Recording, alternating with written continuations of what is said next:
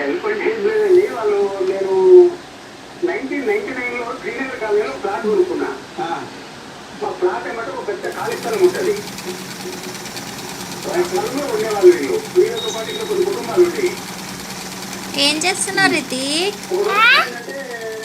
ఏం చేస్తున్నారు?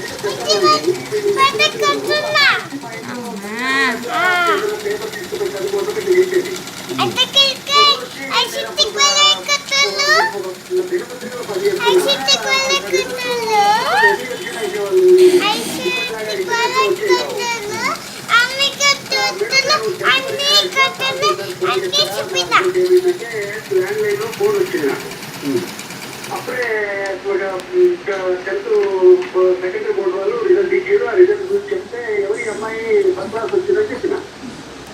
మన రచిత మన పక్కన ఉంటుంది కదా అంటే నేను వెంటనే ఏం చేసిందంటే ఆ అమ్మాయి ఒక స్టోరీ రాస్తున్నాను ఆ డైరీలో.